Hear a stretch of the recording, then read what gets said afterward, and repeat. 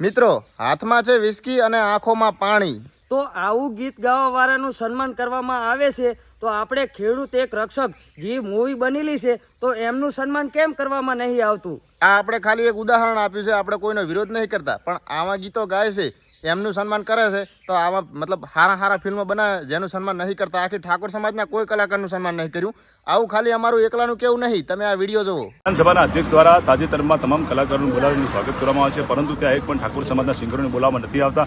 તેથી કરીને ઠાકોર સમાજના એક સિંગર સમગ્ર ગુજરાતનું નામ મેળવનાર વિક્રમ ઠાકોર પોતાની વેદના ઠાલવે છે ઠાકોર સમાજની। ત્યારે સમગ્ર ગુજરાતી ઠાકોર સમાજ પોતાનો રોષ ઠાલવે છે। ત્યારે આ વિધાનસભાના અધ્યક્ષ દ્વારા એક એવા સિંગરનું પણ સન્માન કરે જે સિંગર જે ગુજરાતના દારૂબંધીના કાયદાના વિરુદ્ધમાં જઈને ગીત ગાવે છે અને ગીતના શબ્દો છે હાથમાં છે વિસ્કી ને આંખોમાં છે પાણી, પરંતુ આવા સિંગરોના આ વિધાનસભાના અધ્યક્ષ એમનું સન્માન કરે છે। ત્યારે આ ગુજરાત સરકાર કઈ બાજુ જઈ રહી છે અને કઈ બાજુ યુવાધનને લઈ જવા માટે પ્રયત્ન કરી રહી છે, ત્યારે પરફેક્ટ સાબિત થાય છે કે વિધાનસભાના અધ્યક્ષ ગુજરાતના યુવાધનને બરબાદ કરવા માટે એમનો પ્રયત્ન છે।